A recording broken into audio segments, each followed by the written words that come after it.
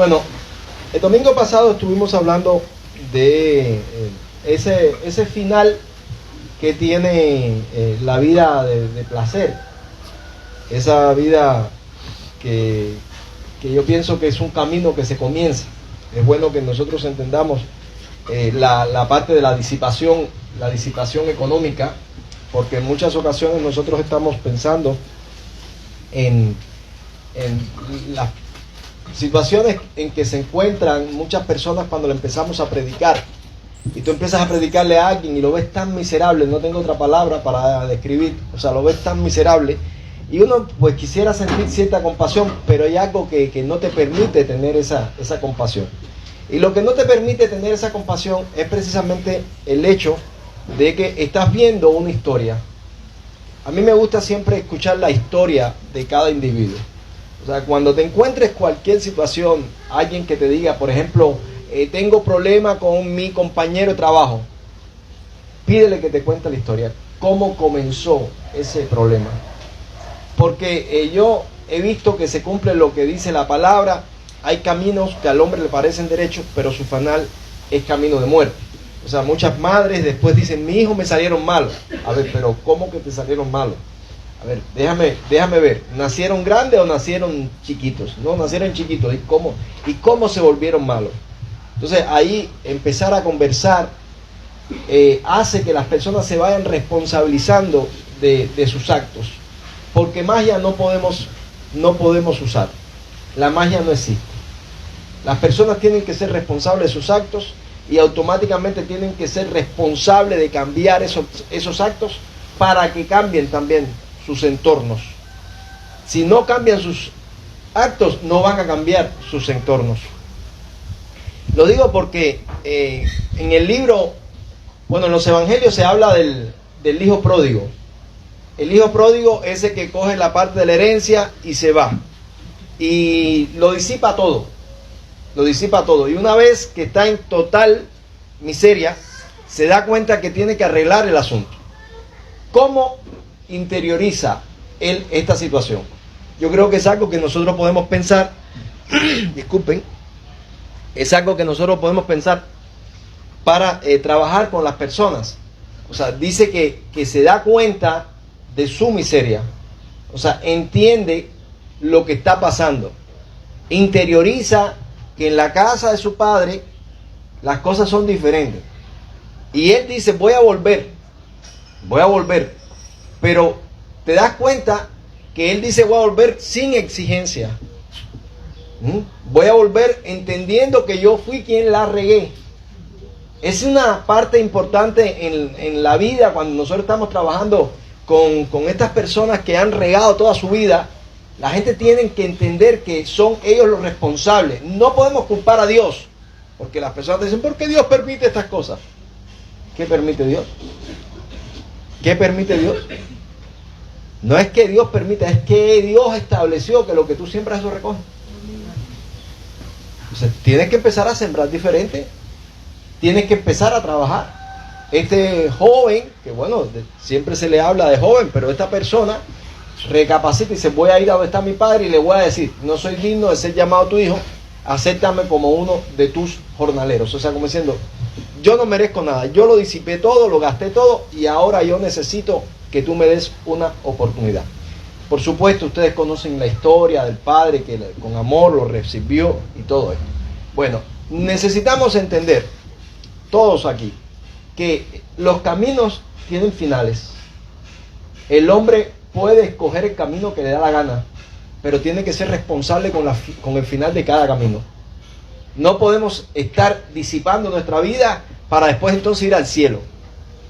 Yo me doy cuenta que nosotros a veces como cristianos pues creemos en que puede ser que la persona se arrepienta antes de morirse.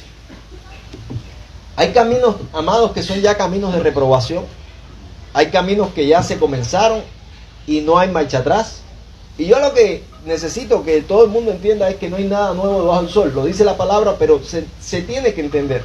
O sea, ya hubo caminos, y los vamos a leer en la Biblia, ya hubo caminos de personas entregadas totalmente a la borrachera, al sexo, a la enajenación, porque todos estos mecanismos de enajenación que la gente tiene, ¿verdad? Son mecanismos para no ser responsable con el día a día, para no ser responsable con nuestra humanidad. Nosotros tenemos una responsabilidad.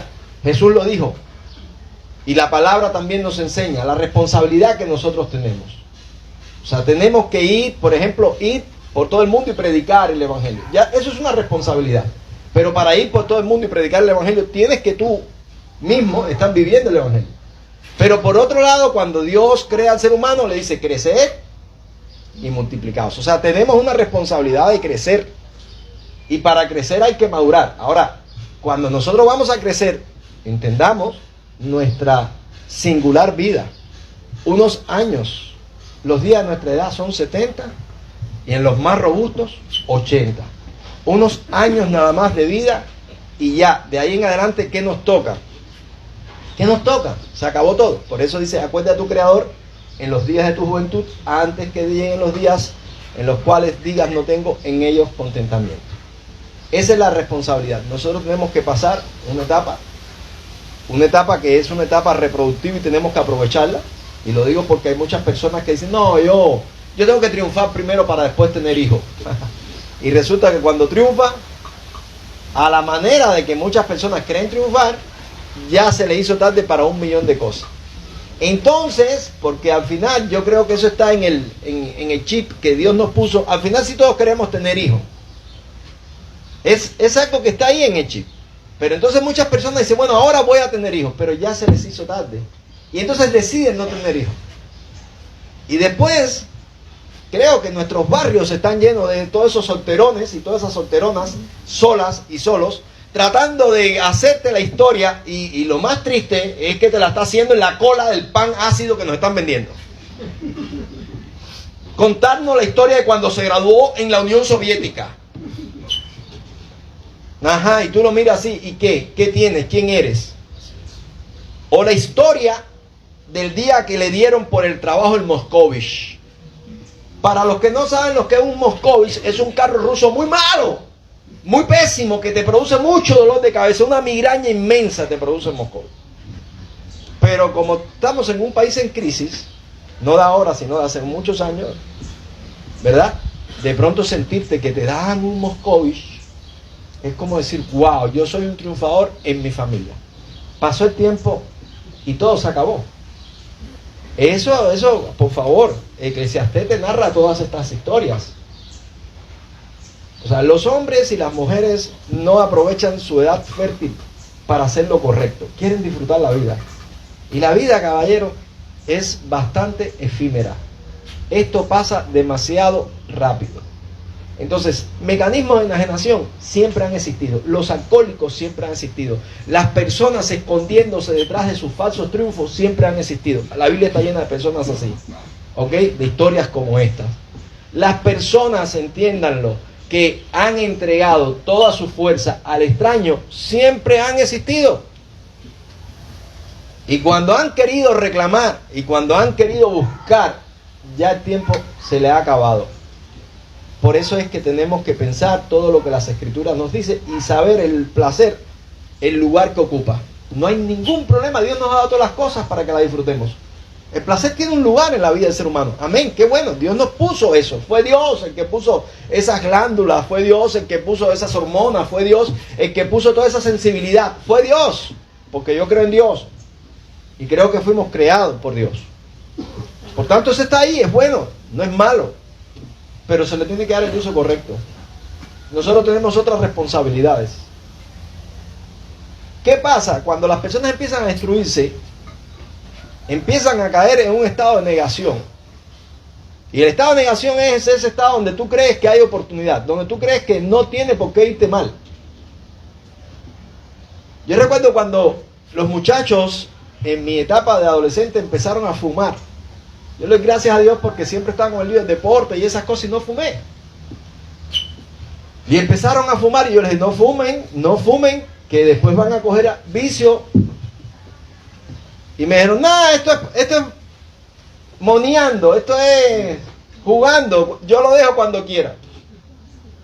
A poco tiempo, estoy hablando de muy poco tiempo, ya éramos trabajadores, o sea, ya teníamos edad laboral, ya estábamos trabajando, y esos mismos muchachos trabajaban conmigo y ya eran alcohólicos y fumadores. Alcohólicos. Y estoy hablando de 20, 22 años. Alcohólicos. O sea, ¿qué cosa es un alcohólico? Es una persona que no puede vivir sin su adicción. Porque muchas personas que te dicen, no, yo tomo para relajar. Eso se llama mecanismo de enajenación. O sea, yo tomo para relajar. La pregunta es, ok, no relajes hoy, no tomes. No puedes. No puedes. Ya, está bien, hoy vamos a trabajar. No, tengo que tomar. Y ya te das cuenta que está el famoso síndrome de abstinencia. La persona empieza a comportarse mal, le empiezan ciertos temblores, conductas erráticas. ¿Qué pasó? Lo que pasó es que tienes 22 años y ya eres un adicto. Eres un adicto. Miren, no olviden, de nuevo lo repito, no hay nada nuevo al sol. O sea, cuando tú sientas, en el caso de los jóvenes, ¿verdad? Que los veo yo jugando con la pelota de fútbol y el cigarro aquí, básala, y se sienten grandes, dale, básala, ¿verdad? Esa parte social donde tú crees que ya eres un adulto porque estás tomando una actitud errada, eso ya ha existido. Entiéndanlo. Todos los adictos al opio en la inmensa China, en la inmensa estepa rusa, en toda esta parte de Afganistán, todas esas personas adictas al opio, familias, generaciones de personas adictas al opio. ¿Por qué? Ustedes no han visto todos los descubrimientos que han salido de esos lugares. No lo han visto, ninguno. Vidas de miserias, mujeres miserables, padres miserables, hijos miserables, nietos miserables, bisnietos miserables y peor, generación tras generación en miseria. O sea, no hay nada nuevo bajo el sol. Siglo XVIII, ya habían naciones enteras adictas al opio. En el 19 se empezó a usar el opio, o sea, de forma medicamentosa, para aliviar dolores. Y ustedes saben que está la morfina, pero habían otras drogas que se usaban. Y la gente empezaron a volverse adictas a esto, a tomarse esa gotica de ese opio llevado a esa forma, y ahí se volvieron adictos. Adictos de manera que destruyeron economías familiares, que destruyeron economías sociales. O sea, cuando digo economías sociales me estoy refiriendo a personas que por la drogadicción, entiéndanlo, por la drogadicción se durmieron y cogieron candela, o sea, se prendió fuego lugares inmensos de una economía en la cual se sostenía un gran número de pueblos. O sea, ahí están las historias, una y otra y otra y otra y otra y otra vez. No hay nada nuevo debajo del sol. Recuerden esto. Proverbios 21:17 dice: hombre necesitado será el que ama el deleite, y el que ama el vino y los ungüentos no se enriquecerá. Escúchenlo bien. Hombre necesitado será, Proverbios 21:17, el que ama el deleite, y el que ama el vino y los ungüentos no se enriquecerá. El deleite, las pasiones, el vino, los ungüentos, el buen perfume, ¿verdad? Las personas van gastando su dinero en estas cosas y al final crean un estado ficticio. Hay muchas personas que tú las ves, y yo creo que nosotros conocemos ese tipo de persona en nuestras vidas, que no tienen dónde vivir, pero sin embargo sus zapatos son más caros que posiblemente la comida que tú te comas en todo el mes. No tienen que comer, pero no fallan en pagar sus deleites.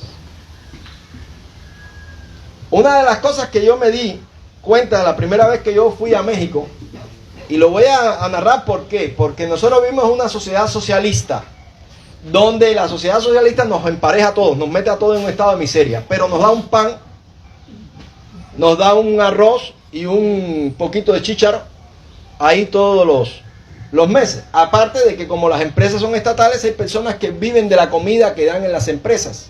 Y las escuelas, como son del Estado, el Estado da desayuno, almuerzo y comida. O sea, yo desayunaba, almorzaba y comía en mi beca. O sea, muchos de nosotros estuvimos internados. Beca se le llama acá a los internados, ¿verdad? Estuvimos internados. Y bueno, ahí estaba lunes, martes, miércoles, jueves, viernes, sábado, domingo. Habían escuelas que salían los fines de semana, otras se demoraban 15, otras 21 días y a veces hasta más para volver a ver a su familia. Daban desayuno, almuerzo y comida. O sea, estaba la persona ahí sostenida, por decirlo de alguna manera. Quiere decir que no tenías ganancia, pero tampoco tenías gastos. El mismo gobierno te da el uniforme y todos como los chinitos de Corea, ¿verdad? Todos vestidos igualitos y todos así parejitos. No hay responsabilidad.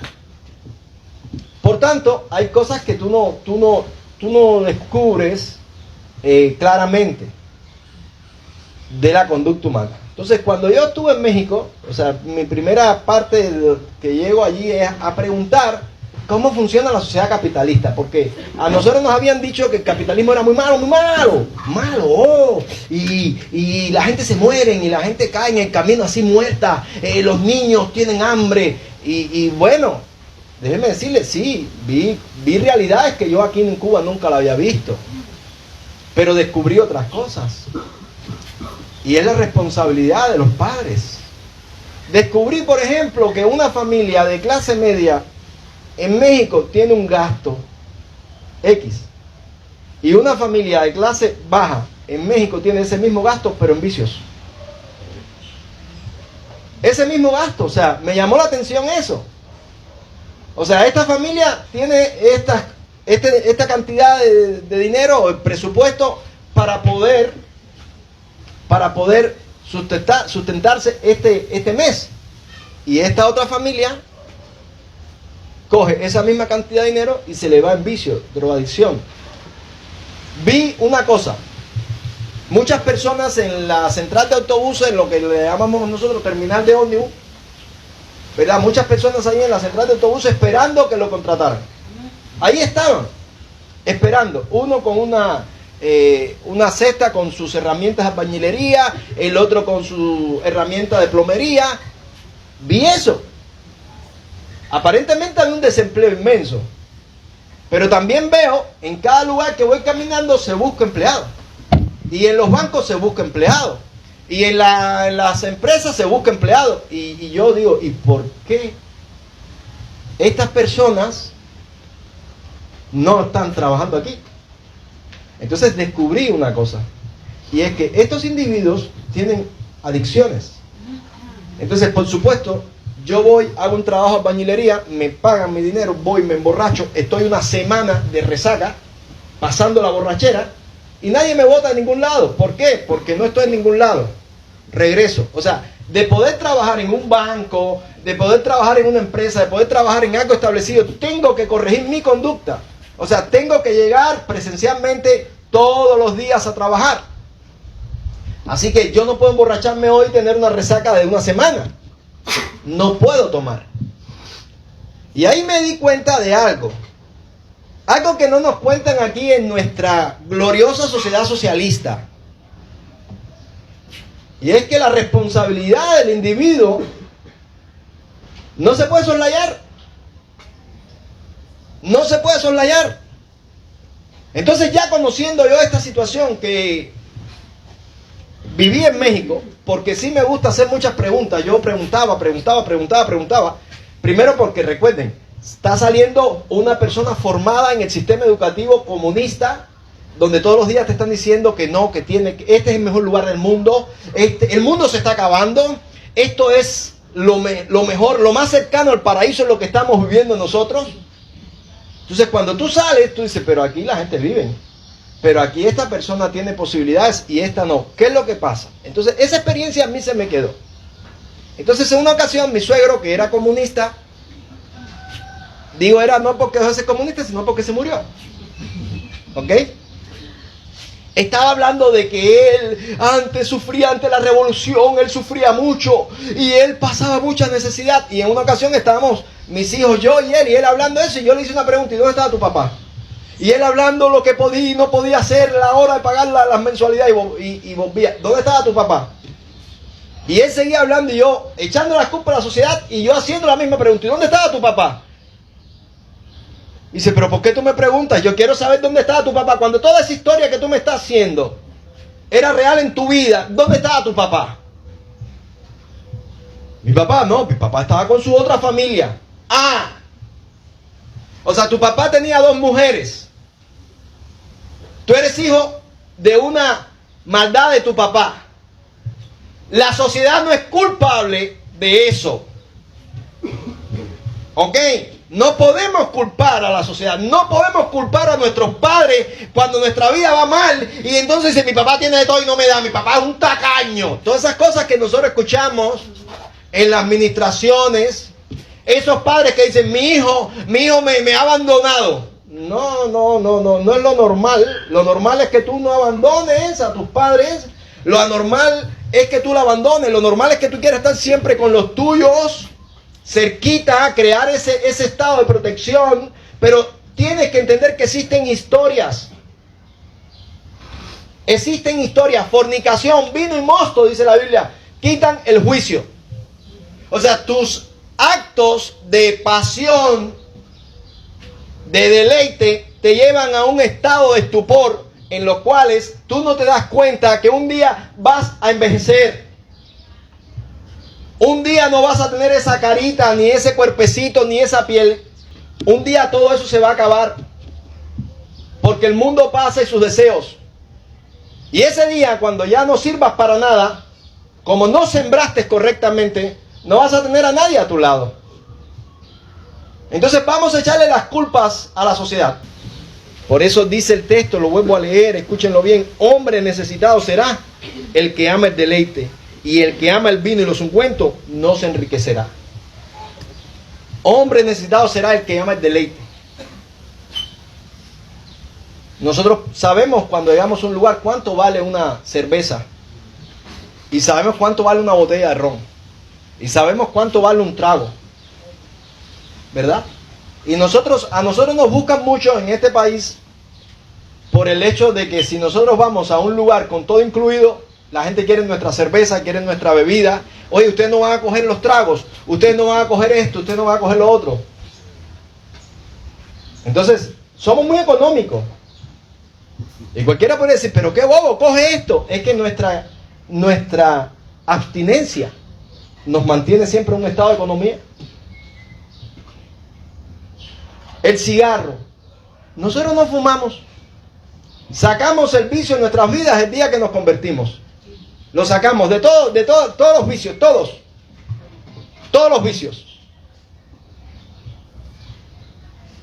Jugar a la bolita, por ejemplo. Ustedes ven que la gente empieza a gastar dinero. Hoy va a salir el 34. Ya lo tienen que estar a tirar. Una vez mis compañeros de trabajo cogieron, cuando aquello 300 pesos era bastante, era mucho, cogieron 300 pesos, ¿ok? Estamos hablando de que con 300 pesos no era el salario de un gran especialista. Fíjense cómo el especialista A era 250 y pico. Entonces se unieron dos y cogieron 300 pesos, a ponerle un peso a un parlé, 300 parlé, porque ellos sacaron que por muy poco que cogieran, algo iban a coger. 300 pesos. Tenían una libreta de todos los números que salían todos los días. Para los que no sepan qué cosa es la bolita, es una especie de lotería que se hace esperando que en la noche, que no sé todavía dónde sale el número, sale un número de no sé qué lado, y entonces esperan. Creo que son 3 números, uno fijo, uno corrido y otro no sé qué cosa. Y el candado. Yo, nunca he jugado, o sea, me convertí muy joven, pero estoy viendo esta gente poniéndole 300 pesos y yo haciendo el seguimiento. A ver, bueno, ya, oye, ahí tienen que coger algo. Tenían más números allí que una libreta matemática, ¿no? Y yo decía, ahí tienen que coger algo. Cuando al otro día salieron los números, no salió ninguno. Ninguno. O sea, gastaron 300 pesos tratando, escúchenlo bien, de vencer a un sistema bien pensado para estafar a los incautos. Y esa es la realidad. La gente se dan a los placeres y al final se empobrecen. Mi mamá a veces me decía, dame 20 pesos. Mijito, dame 20 pesos. Yo le decía, ¿para qué? Para un numerito, ¿eh? O sea, me vas a quitar mi dinero para jugar un numerito. Y no se lo daba. Después ya siendo vieja sí se lo daba, ¿no? O sea, entiéndanlo. Primero no se lo daba y dice, ¿por qué no se lo daba antes? Porque para mí era maldad, era pecado. No funciona así la vida. Y después, ¿por qué se lo empezaste a dar? Porque ya para mí era que ella se entretuviera, que estuviera metida en algo. Se lo daba como medicamento. Es como darle cigarro a un loco. Que me decía una vez una hermana, y es normal, le puedo dar cigarro a un loco. A su hijo que era esquizofrénico, le dije, dáselo. Para él no es vicio, para él es medicamento. Entonces ya sí, a ver, va, coge 5 pesos, juégale. Y entonces ahí iba, le jugaba el número. ¿Qué cogiste? No cogí nada. Ah, ya. Pero este tipo, a ver, entiéndanlo, este tipo, esto se llama ludopatía. Este tipo de personas que tienen esa incontinencia en cuanto al juego, juegan. Esas personas llegan a un estado de pobreza que asusta, porque miren, estas personas un día tienen $1 millón y literalmente al otro día no tienen nada. Entonces tú dices, ¿pero cómo? ¿Por qué pasa esto? Porque son disipadores. Yo tenía un amigo que su papá era jugador, y esto entiéndanlo con el juego de la bolita, entiéndanlo con el gallo. Es muy triste ver en los campos los domingos. Estaba yo parado ahí en la salida de Sagua de Tánamo para Guantánamo, ahí esperando que pasara un carro, y venían jeepes llenos de gente, pero me llamaba la atención que eran llenos de hombres, todos hombres. Yo le hacía así y me decían, yo decía, todos los jeepes, ¿para dónde van? Y le dije a alguien, ¿para dónde van todos esos jeepes? Hay una boda. Y dice, no, eso, van para el juego de gallo. Entonces son cientos de personas que van ahí a jugar gallo, donde pierden lo que no tienen. Porque si ahora yo te digo, como me dijo uno, yo perdí 7,000 pesos en el gallo ese. Y para mí, mi vida laboral y mi negocio, 7,000 pesos no es nada. Y uno puede decir, yo regalo 7,000 pesos, para que entiendas. Pero él estaba dejando su vida ahí. Él estaba dejando a su familia sin comida. Él estaba dejándolo todo en su disipación, en su mecanismo de enajenación. No, porque lo mío es trabajar y trabajar y trabajar. Y yo tengo que también divertirme. Yo trabajo y me divierto. Lo que yo me divierto de manera diferente. Estas personas lo pierden todo. Lo pierden todo. No entienden. Por eso digo, no hay nada nuevo bajo el sol. Mi hermano es una persona que tiene esa parte obsesiva de la vida. A él se le dan muy bien las cosas porque es muy obsesivo. Y cuando él la coge con algo, es muy bueno en lo que hace, porque es obsesivo. Y él aquí en Cuba jugaba y ganaba mucho y se aprendía, como me dijo alguien, tu hermano primero se aprendía la trampa y después juego.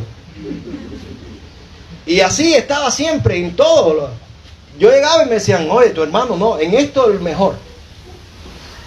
Me acuerdo una vez en una mesa de billar me dijeron, tu hermano aquí no era el que mejor jugaba, pero era el que más ganaba. Ya, uno dice, mira qué curioso. Pero llegó a los Estados Unidos. Y entonces fue a Las Vegas. Y yo dije, a ver qué tan caballo es mi hermano, ¿no? Le dije, ¿ganaste? Me entretuve. Ya me está diciendo algo. No ganó. Pero no me lo está diciendo, ¿ok? Escúchenlo bien. ¿Cómo funciona esto? Me entretuve. Sí, pero ganaste o no me ganaste. Rolly, uno no va a ir por ganar o perder, es para entretenerse. Seguía, yo decía, Tengo que sacarle el chisme, la información completa. Y no me dio la información, pero yo no tengo apuro. La información sale, ¿ok? La información sale en el tiempo. Yo lo cojo en el camino. Yo lo cojo. Poquito a poco él me va a dar la información. Hasta que un día me confesó. Mi familia, la graciosita esa de Las Vegas me costó $50,000 que lo estuve pagando como 3 años. $50,000 perdió. $50,000. Escúchalo bien. Eso es dinero donde quiera. Porque a lo mejor tú estás pensando y dices, no, pero en Estados Unidos eso no debe ser mucho. No, eso es donde quiera mucho dinero. Y en aquel tiempo con $50,000 se hubiera comprado casa propia y se hubiera comprado muchas cosas. Estuve 3 años pagando aquellos $50,000. ¿Qué te parece? Porque las personas no entienden. Ya estos sistemas han demostrado que funcionan, o sea, son sistemas muy lucrativos. La gente llega y lo primero que tienes que darte cuenta es que la gente enseguida hacen un bar o empiezan a vender polvitos en papelitos. Si la marihuana, la cocaína, lo otro es ilegal. Porque es muy lucrativo. Porque puedo tener el gasto que me da la gana, mañana lo voy a volver a tener, pero no puedes. Tú podrás burlar la autoridad, pero no puedes burlar a Dios. No puedes burlar a Dios. Ahí están todos esos narcotraficantes multimillonarios que han terminado en un estado de agonía. No puedes burlar a Dios. Sus hijos aparentemente se están disfrutando el dinero de sus padres. No puedes burlar a Dios. No puedes. No se puede. Escúchenlo bien, por favor. Estos disipadores terminan en un estado de pobreza total. Proverbios 23, 17 a 21. Dice, no tenga tu corazón envidia de los pecadores. Antes, persevera en el temor a Jehová todo el tiempo. Dice, no tenga en tu corazón envidia de los pecadores. Antes, persevera en el temor a Jehová todo el tiempo. No, a ver, no tengas envidia de que mira qué par de zapatos tienes este. No. Por favor, todo eso es vano, todo eso es pasajero. Súper pasajero. Hay gente que les gusta, ya les dije, hacer compras que no pueden. Pero lo hacen, ¿por qué? Por su vanidad. Es muy fuerte su vanidad. Esos mecanismos de enajenación llevan consigo la apariencia de triunfo. Creo que todos nosotros tenemos en los barrios a los endemoniados gadarenos, ¿verdad? A esos adictos que ya nadie quiere, que la familia quiere que se mueran. Un día se murió uno allá y mi esposa me dice, ay, murió fulano. Y yo le dije, contra, qué bueno que se murió. Eso suena muy duro. Ay, el Señor, pero ¿por qué habla así? Y ella me dijo, papo, pero él tiene familia. Digo, no, yo estoy convencido que la familia está más contenta que yo. Y tú dirás, ¿y por qué? ¿Por qué? ¿Por qué esa alegría? Porque este era el promotor de la borrachera. Este era el que le decía a la gente que fulano, el otro borracho que se murió. ¿Tú sabes por qué se murió? Porque no come, no come. Mira, yo antes de tomar me tomo un buen vaso de agua con azúcar y un pan y eso está ahí. Y entonces ahí es triste ver porque estamos hablando de muchachos jóvenes que están atentando contra la salud pública y contra el costo de la salud pública. Porque cuando esos tipos caen tirados ahí en el piso, socialmente es degradable. Y la salud pública tiene que asumir un gasto que tú dices, ¿por qué lo van a gastar en este que se quiere morir? Entonces por ahí salta alguien, caballero, seamos sensibles. Ayuden a este hombre. Déjenme decirle que ya yo pasé por todo ese tipo de sensibilidad. O mejor dicho, sensiblería. Sí, porque a uno dice sensibilidad. No. Una vez veníamos un hermano y yo en una bicicleta de noche. Eso fue en el periodo especial. Creo que eso fue lo que salvó a ese hombre. Que no había carros. Y pasamos. Y cuando pasamos yo le dije, ¿eso era un hombre? No, yo creo que eso es un tronco. No. Yo creo que era un hombre. Miramos para atrás. Y era un hombre. Tirado en medio de la calle. Estará muerto. A esa hora. Vamos a ver, tiene pulso. ¿Qué pasó? Oye. Cristiano, al fin, vamos a llevar a este hombre a algún lado. ¿Dónde vive? Bueno, mi hermano, tú lo has querido así. Para la guardarraya. Para que no lo mate un carro. Y nos vamos. ¿Qué voy a hacer con ese hombre? Llevármelo. Ando yo con ese hombre la noche, 10, 11 de la noche en bicicleta. Llego a un policlínico sin luz, oscuro. Ubíquense. Por favor, la guardia, ¿qué le pasó? Si por casualidad no se puede ir porque no, él está borracho. No se puede ir. Ya me complico. Pero bueno, la historia de de mi esposa y el hombre que tiene familia. Yo estoy seguro, le dije que la familia está más contenta. Pasó el tiempo. Y la sobrina del hombre se casa con mi hijo. Y le dije, qué bueno, mira esto. Qué buen momento para hacer análisis. ¿Qué tal de tu tío fulano? Desgraciado, cochino, orinaba toda la casa. Y cuando se murió sufrieron. ¡No, hombre, no! Ay, qué bueno. ¿Te acuerdas de aquella conversación? La amnesia de la gente cuando no quieren dar la mano. Entonces, no me acuerdo. Y yo por dentro, gané. Porque la gente se le olvida esto. Por eso dice el texto, no tengas en tu corazón envidia a los pecadores, antes persevera en el temor de Jehová todo el tiempo. Dice, porque ciertamente hay fin y tu esperanza no será cortada. Escúchenlo bien. Hay fin, ciertamente hay fin. Todo se va a acabar. Y tu esperanza no será cortada.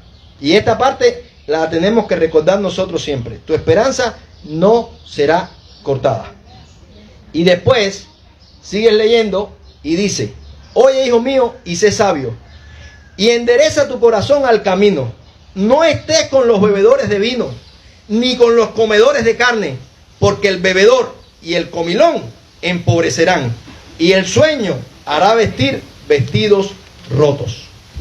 No estés con los bebedores de vino, ni con el comelón de carne. O sea, hay muchas personas que dicen, no, pero lo mío es comer. Estás en el mismo estado de entrega al placer.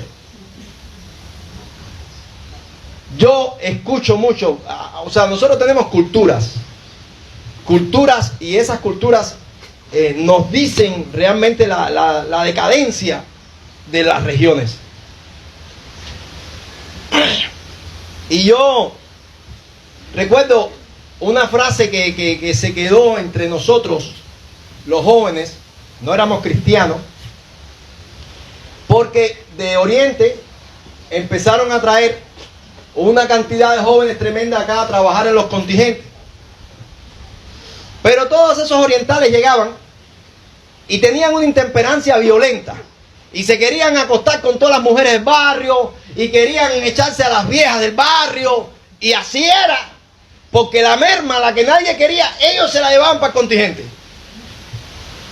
Y por supuesto, eso trae una cosa así como diciendo, contra, pero ¿qué es lo que hay en esta gente? Y un día hablando con los del contingente, estaban hablando ahí y un socio le dijo, pare, ¿por qué ustedes son tan, o sea, le dijo así como tan viles? No, pero no fue viles, le dijo otra palabra más ofensiva, ¿por qué ustedes son así? Y dice, hacer, nosotros no le hacemos nada, daño a nadie, nosotros ron y croqueta nada más. Y esa frase se nos quedó, ron y croqueta. Ron y croqueta, ron y croqueta. Y era verdad, su vida era esa, una vida miserable de ron y croqueta. Ron todo el tiempo, ron y croqueta, no había más nada. Después escuché, en ese momento, yo no había ido nunca a Oriente. Y cuando yo fui a Oriente, yo entendí muchas cosas. porque conocí lo que es la región del campo de Oriente y me di cuenta que los hombres eran muy enajenados y ya sé por qué eran así allá en La Habana. O sea, eran muy enajenados, o sea, todo el día estaban borrachos, tomaban todos los días. Sus casas en muy mal estado, sus vidas miserables, pero no les faltaba el azuquín, la guanfarina, la chispetren y todo lo que se pudiera volver mecanismo de enajenación, ellos lo tenían. Y me dio de veras compasión. Y yo me dije algo, aquí el cristianismo tiene que venir a hacer nuevas todas las cosas. Porque aquí hay religión, pero la religión no cambia a la gente. Las personas tienen que rendirse ante Cristo. Y el padre de familia tiene que pararse por la justicia y por la santidad. Y recuerdo una vez que le hablaba a un hermano, a un hombre que hoy gracias a Dios es hermano. Y yo le estaba hablando y el otro decía, ayer nos tomamos como 2 cajas de ron. Y entonces este hombre me dice, esta gente siempre está con la borrachera. Está bien un traguito, 2 traguitos, pero eso. Y yo rápidamente le dije a este hombre, ¿qué cosa es un traguito para ti? No sé, una botella, 2 botellas, pero 2 cajas. Y yo me quedé así como diciendo, 2 botellas. 2 botellas es un traguito. Y tristemente, ese modelo se extendió y se ha extendido a todas las familias. Y es triste porque, por ejemplo, en mi familia nunca se tomaba alcohol. Jamás. Yo nunca vi a mis tíos borrachos. No, eso en mi familia no existía. Una cervecita el día de una fiesta y era una para cada uno. Sin embargo, cuando ya yo voy creciendo, no cristiano, y yo quiero que entiendan esta parte, no cristiano, yo voy creciendo y un día llego a donde está mi familia, donde están mis primos, y dice uno de mis primos, caballero, esto está seco, vamos a comprar 1 litro. A mí aquello me sonó tan raro. 1 litro es como decir un poco de ron, ¿no? O sea, un litro de ron, de alcohol. Y yo dije, no, pero eso nunca ha sido aquí así, o sea, como diciendo, me están volcando mi mundo, me están desbaratando mi mundo, no puede ser así, no puede ser así. Y eso hizo, esa frase, hizo que mi vida empezara a alejarse de ellos. Ya no quiero saber de ellos. Ya después llegó Cristo a mi vida, y menos todavía. Vamos a contar la historia. ¿Te acuerdas cuando nos robamos el caballo? Vamos a contar la historia esa. Pero ya de ahí para allá, nosotros no tenemos historia. Porque fueron muy malas historias las de ellos. Malas historias. Y esto lo tienes que entender. Todo disipador termina en total pobreza. Total pobreza. Muchas personas, miren para que entiendan lo del mecanismo de enajenación. Sigues pobre, te va mal, te robaste un contenedor de tu trabajo, como dice la gente, me robé un contenedor de la pincha, tienes dinero y lo gastas ¿en qué? En brujería. Mecanismos de enajenaciones, siguen los mecanismos de enajenación. Más brujería. Padrino, ¿qué hace falta? Dígame, no. ¿A cómo está el conejo? ¿A cómo está el chivo? ¿A cómo está el pato? ¿A cómo está la paloma? Y a comprar todo eso. Y tú dices, ¿pero por qué? Invierte todo eso en ser bueno. No pueden. No pueden. Y al final, ¿ustedes no han visto cómo funciona esto? Porque yo quiero que tú lo entiendas. El padrino dice que te va a resolver el problema.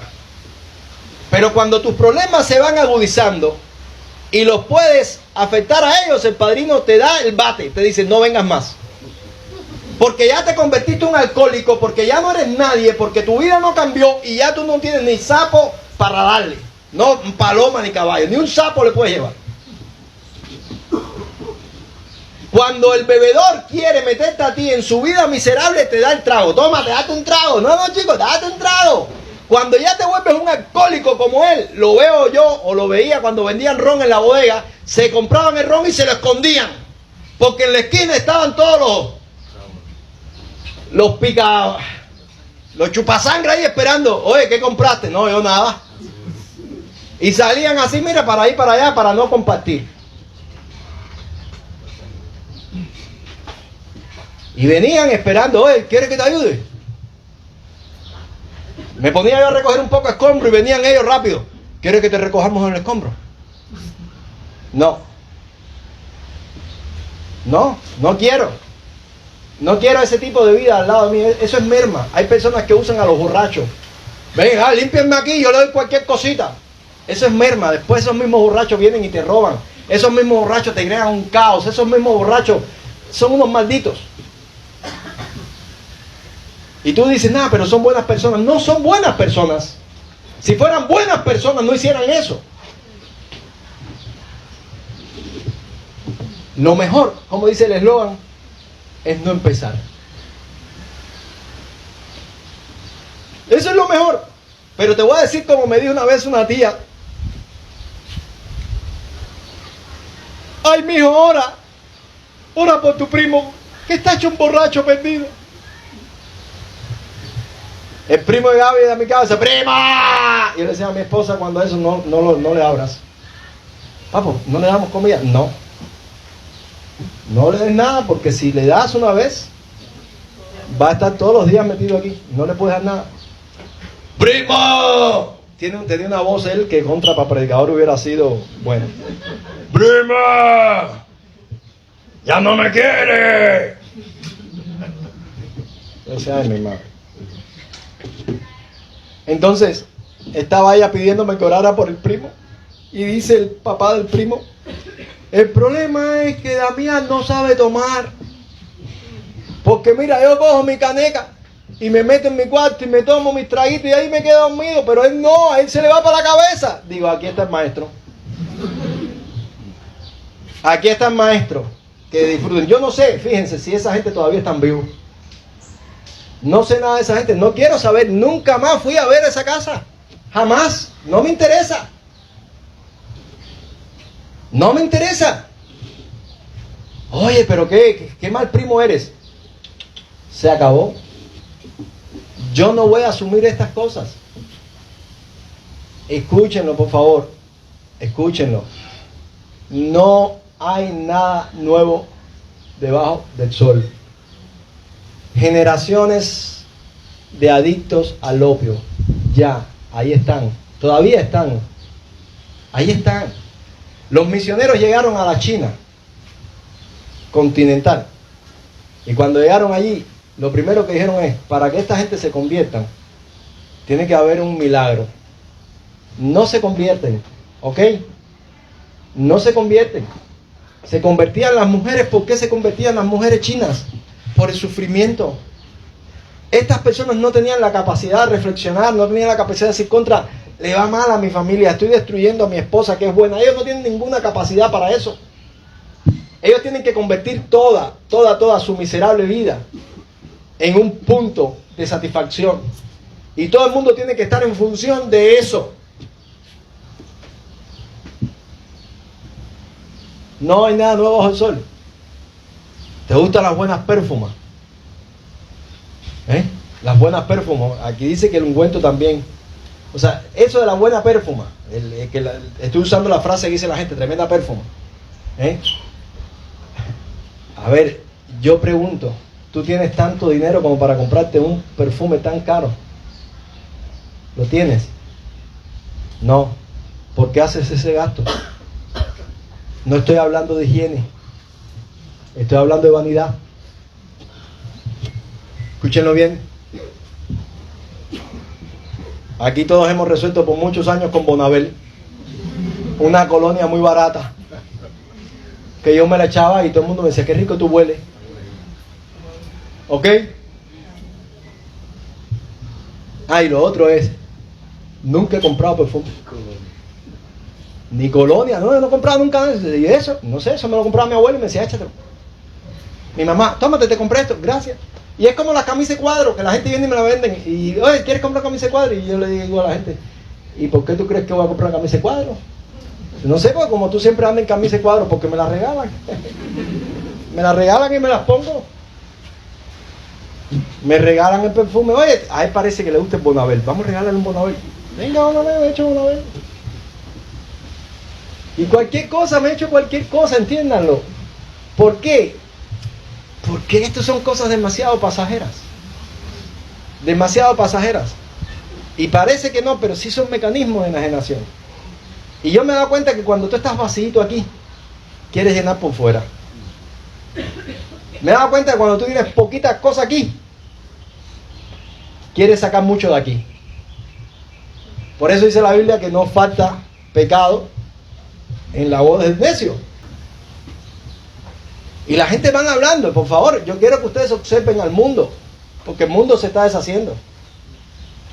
Observen al mundo cómo anda, la gente hablando y hablando sandeces y tonterías, y la gente no sabe ni qué. Nadie detiene a nadie, porque yo no los detengo. Yo digo, me voy, yo lo que no los escucho. Yo detengo al que realmente yo veo con cierta dignidad, que le digo, bro, ¿de dónde tú sacaste eso? Ven, que te voy a enseñar, es un disparate.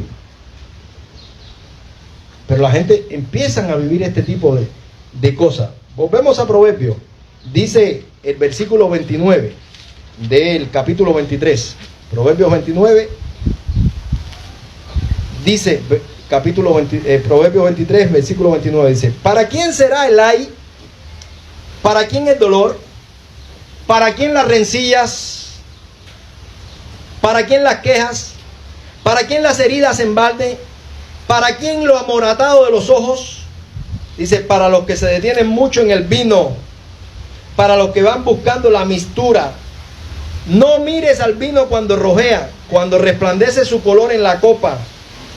Se entra suavemente, mas el fin como serpiente morderá, y como áspid dará dolor. Tus ojos mirarán cosas extrañas, y tu corazón hablará perversidades. Serás como el que yace en medio del mar. ¿Verdad? Vamos a terminar de leer y después vamos a tratar de representar esto un poquito. Serás como el que yace en medio del mar, o como el que está en la punta de un mastelero, y dirás, me hirieron, mas no me dolió, me azotaron, mas no lo sentí. Cuando despertare, aún lo volveré a buscar. O sea, dice aquí, mas el fin como serpiente morderá, y como áspid dará dolor. Miren, le decía, ¿cómo sale la gente en las películas? No tengo gafas oscuras. Una aspirina. La famosa resaca. La famosa resaca. La gente está mal. Tienen insomnio. Tienen inapetencia. Tienen un millón de cosas. Están mal. Están mal. Después de eso, es para que tú digas lo mismo que yo cuando como mucho frijol y me da dolor de hernia y tal. Ay, Señor, no voy a comer más frijoles. Pero no, volvemos después del frijol, pero eso no es pecado. ¿No? Pero cuando tú estás en esa crisis es para que tú digas, no vuelvo a hacerlo. No vuelvo a hacerlo. No lo voy a hacer más. Pero no importa. Ahí viene el dolor, ahí viene la angustia. Esa angustia existencial. Y fíjense, dice después, tus ojos mirarán cosas extrañas y tu corazón hablará perversidades. Esta historia es real. Muy graciosa, pero es real. Un vecino allá borracho que ya se murió también, se encontró con un hermano y empezó a decirle, mami. Y él le decía, oye, soy yo. Y dice que le decía, no me vas a engañar. No me vas a engañar. Veía a una mujer. Es lo que veía una mujer y se estaba metiendo con el hermano. Y al otro día cuando el hermano le dijo, oye, te estabas metiendo, me dice, contigo, sí. O sea, a mí el alcohol, la sed se me pone. Verás cosas extrañas. Harás cosas que tú mismo dirás, ¿y por qué? ¿Y qué yo hago aquí? Las veces que yo me emborraché, porque me emborraché algunas veces. Me acuerdo una vez que veía a la gente de aquí para arriba. Yo no recuerdo la parte de abajo de la gente. Cuando llegó mi mamá sentí que me dieron entrada de palo, bim bam, y yo decía, ay mi madre, ¿qué hice ahora? Me habían dado 2 o 3 veces de dormido por las maldades que hacía. Pero esa vez yo estaba borracho y me bim bam, y yo decía, ¿qué hice ahora? ¿Por qué me están pegando? Y era precisamente por eso. En otra ocasión me paré frente a una escalera y yo lo que vi fue un mar. Y dije, al mar. Escalera abajo. En un apartamento de eso, de los de La Habana Vieja, eso así, que son de 3 pisos de altura. Yo lo que vi fue una playa. No vi escalera, yo no vi nada. Gracias a Dios, no me partí nada, joven, al fin, no, o sea, muchacho. Esas son las cosas que pasas y que es muy, muy difícil. Dice después, tu corazón hablará perversidades. Nosotros tenemos en el barrio a un endemoniado gadareno, que ya él está lleno ya de escamas. Yo creo que a él le salieron escamas, se está convirtiendo en pescado. Y él está así, lleno de escamas ahí. Y yo siempre le digo a la gente, él hace poco vino a verme, Loli, suéltame aquí esto, una guataca todo vieja. A ver, yo te lo voy a soltar. Gracias, hermano. Yo le digo, a ver, oye, Rito, ven acá, yo te voy a decir algo. ¿Tú sabes por qué yo te lo solté? No, ¿por qué? Mira, cuando yo era muchacho, ¿tú te acuerdas? Una vez que yo estaba con el lío de las pesas y el ejercicio, yo quería que hacer unos aparatos de pesas y tú me lo soltaste, tú me lo hiciste todo de gratis. ¿Tú te das cuenta de eso? Yo no. Digo, bueno, por eso yo te lo solté. Oye, yo me acuerdo de cuando tú eras un tipo chévere. Este hombre fue militar y un militar de vocación. Desde niño se paraba frente al televisor y cuando arriba, él se paraba así firme. Y la mamá, los hermanos se burlaban de él, déjenlo. Y fue militar y estudió afuera. Y regresó. Regresó porque lo botaron del país donde estaba, porque ya empezó con el alcoholismo. Porque muchos de los que fueron a estudiar a Rusia, los rusos son unos borrachos empedernidos. Déjenme decirles, dijo Hitler, una cosa muy dura, muy fuerte, pero lo dijo Hitler, no lo dije yo. Como único podemos vencer a los rusos es con vodka y con carneras. ¿Entienden la palabra? Porque borracho y se echan los animales, o sea, tenían sexo con animales. Y dijo, como único podemos vencer a los rusos con vodka y con carnera. Los rusos entraban donde entraba el ejército ruso y las violaciones eran porque todos venían borrachos y violaban a todas las muchachas. Hay un libro que se llama La joven que amó la suástica, que dice que cuando llegaron los ejércitos, ellos rogaban en su pueblo porque vinieran los americanos y no los rusos, porque la historia de violación que traían los rusos era inmensa. Y la muchacha está hablando de una mujer ya después que se hizo cristiana. Dice, a mi amiguita la violaban 7 y 8 veces al día.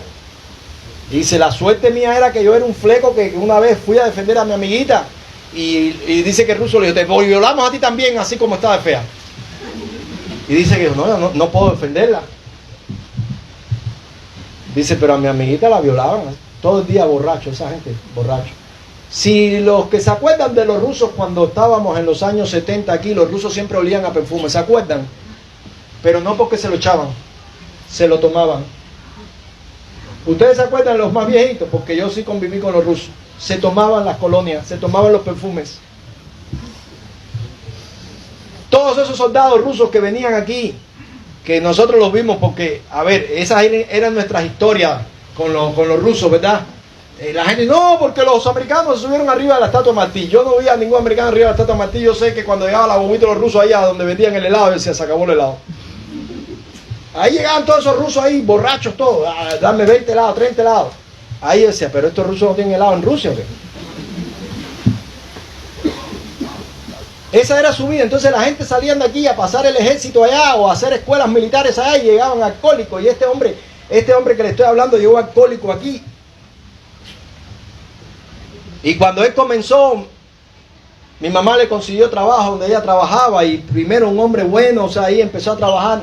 Pero es un proceso. Es un proceso. Y ese proceso se va así al infierno. Hoy tú lo ves, ya no tiene dientes, está como lleno de escamas así. Donde quiera que él me ve, me dice, papito. A mí me decían papito cuando muchacho, papito, papi, te quiero, papi. Siempre tiene esa actitud de agradecimiento, ¿verdad? Pero cuando me dice, para ahí, no paro. O sea, ya estoy hablando de que es un ser menospreciado. Entiéndanlo, porque dicen, no para, claro, sí, pero yo no paro porque es menospreciado. Ya sus hermanos quieren que se muera.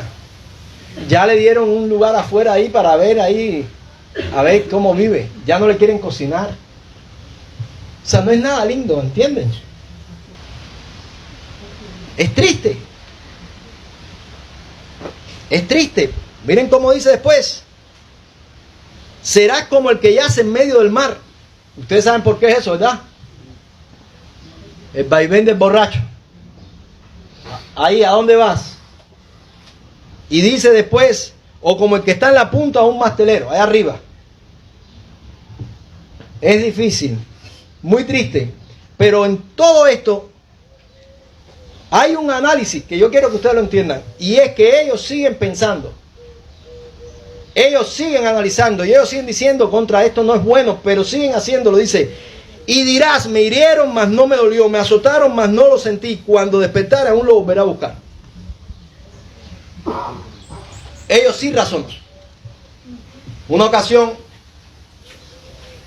yo me monto en una guagua, o sea, un transporte público, y veo un asiento vacío. Y yo hago así, digo, contra el asiento vacío, nadie se sienta en el asiento vacío. Miro, lo primero que miro es a ver si hay algún vómito, algo. No hay vómito porque nadie se sienta. Y bueno, está limpio. ¿Será que nadie quiere sentarse? Me senté yo. Y cuando yo me siento, es que el tipo al lado estaba borracho. Y yo rápidamente le dije, tú conoces, bajito, tú conoces a Jesucristo. ¿Eh? Que si conoces a Jesucristo, un día vas a tener que dar cuenta por esa actitud. El hombre se paró y se bajó. Todo el mundo se quedó mirándome ahí. Dice, no, ¿qué tú le dijiste? Digo, nada. Me llamó la atención eso. Me llamó la atención eso. ¿Tienen conciencia? Se asustó. Se asustó. En otra ocasión íbamos un grupo de hermanos y 5 de la mañana íbamos a trabajar para una finca allá y un borracho que se le había pegado un día con otro. Y empezó, pues se le había pasado la parada y a tirar piñazos. Y a mí un pastor me enseñó una cosa. Me dijo, cuando tú veas un borracho, trátalo bien y tendrás un admirador para toda la vida. Y eso es verdad, a veces muy peligroso, pero es verdad. Y estaba el hombre dándole puñetazo a aquello y bam, bam, y yo me le acerqué y le dije, también cuidando al grupo porque éramos un grupo, ¿de qué te pasa, mi hermano? Va a hacer que no sé cosa. Y empecé a hablarle. Al final el hombre me dice, todavía hay gente buena en este mundo. Sacó tortica, pobrecito. Toma, para ti, para tus amigos. Compártela, reparte. No, llévaselo a tu familia. Yo no tengo familia. Tranquilo. Entonces quiere decir que tiene una conciencia y yo quiero que entiendas esa parte. Porque si me dijera, estás en una amnesia total, ya me fui del mundo. No. Te dicen cosas. A mi casa llegó uno una madrugada y se metió para mi casa con un cuchillo que dice que el diablo le había dicho que me matara. Y yo rápidamente contra mí, porque a mí mata a otro, ¿no? Tanta gente que hay aquí para que tú mates. Y yo le dije, a ver, pero imagínense 3 de la mañana. Y me acordé de aquella enseñanza que me dio aquel pastor. Trátalos bien. Ustedes saben, ahí está esa parte de la tentación de le echo el perro. No lo hice yo, lo hizo el perro. ¿No? ¿Qué hago? Trátalo bien. Empecé a hablar con el hombre, a ver, pero ¿por qué? Y a todas estas mirándole la mano, ¿no? Hasta que al fin me dio el cuchillo. Ya me dio el cuchillo, le dije, pero ¿por qué tú tienes que pensar en esto? ¿Por qué? Y ahí empecé a hablarle. Gracias, pastor. Al otro día, a las 3 de la mañana, estaba ahí, pero sin cuchillo. Este sí es un verdadero cristiano. ¿Ustedes saben cómo suena eso a las 3 de la mañana? Ese día tenía más eso de echarle el perro que el día anterior.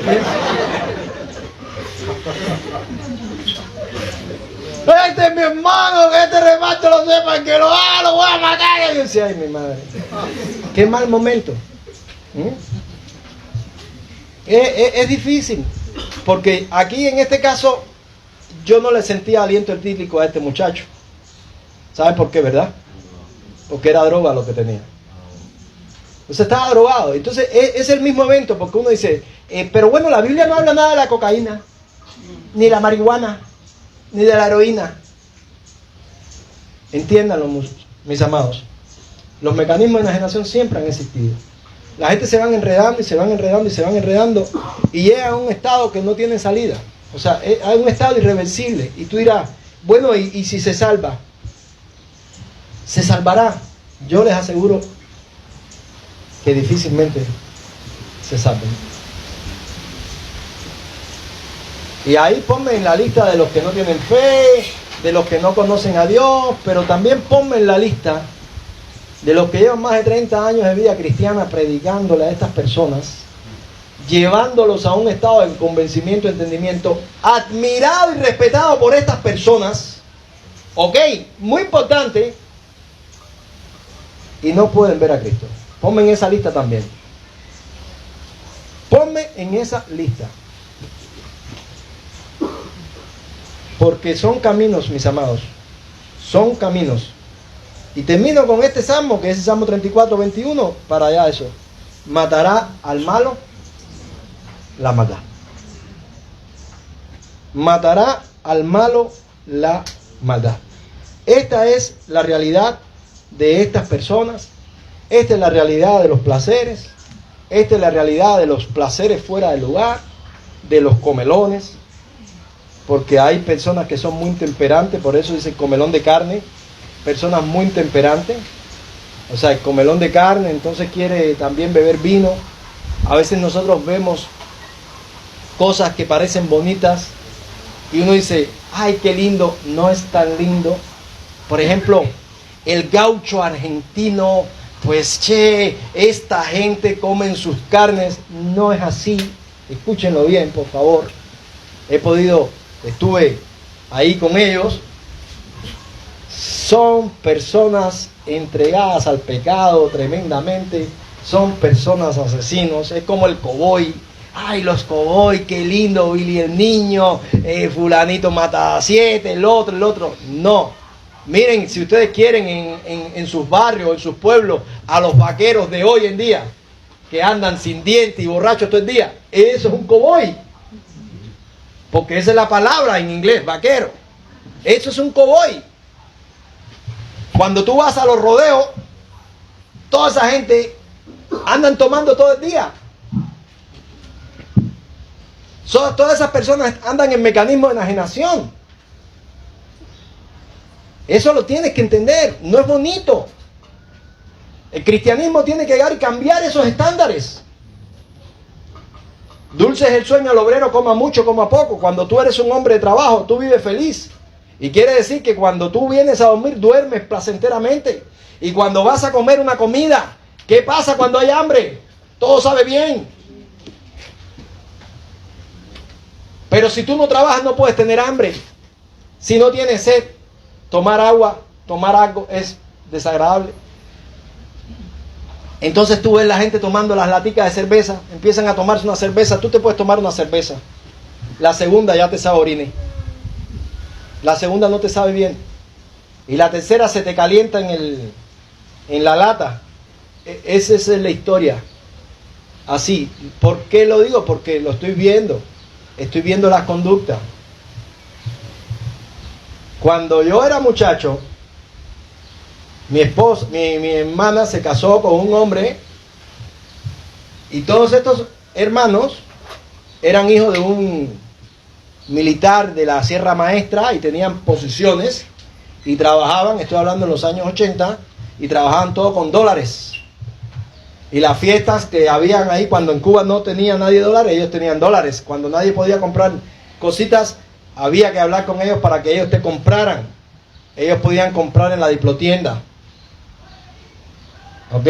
Y ahí se hacían todas las fiestas y venían toda la familia. O sea, yo me di cuenta de esto porque hoy entiendo. O sea, si yo fuera a hacer una fiesta, no se me ocurriría invitar a todo el reguero de gente esa que él invitaba. Pero es que tienen que mostrar su superioridad. Tienen que mostrar sus videos. Cuando aquello estaba un video que era con una cosa así cuadrada que se le metía, el Betamax creo que era, o lo anterior, no sé bien, no me acuerdo, era, y verdad, y había unas películas que se llamaban Viernes 13, había otra que se llamaba El Espejo Asesino, entonces esas películas no las ponían por la televisión, la tenían esa gente ahí, entonces yo iba nada más para ver dos cosas, las películas esas de terror y los senos que salían en las películas de terror esas, ¿verdad? Como adolescente, tú ibas ahí a ver, porque se descubría la chiquita, ya, veías ahí eso. Y cuando pasó el tiempo, ya pasa el tiempo, porque el tiempo pasa, porque todo tiene un fin, dice el texto. Un día yo estoy en mi casa, y bueno, en casa de mi mamá, y entra la esposa de Chin. Y Chin era vamos a decir, el tipo que ubicó a toda la familia. Y yo la veo normalmente, pues agradecimiento porque fueron muy bondadosos con la familia. ¿Cómo está? ¿Y qué tal Chin? Dice Chin, a Chin nadie lo quiere. A Chin no sé qué cosa, Chin. Y me empieza a hablar, esa mujer se desahogó hablándome mal de la familia, lo mal que han tratado a Chin. ¿Tú te acuerdas cómo era Chin? Claro, cómo no. De hecho, eso lo prediqué aquí, porque eso fue hace tiempo. El problema es que Chin se volvió un alcohólico. Empezó con Terry Brandy y Maya Dorada y termina con el azuquín del barrio. ¿Verdad? Y el carro lo chocó.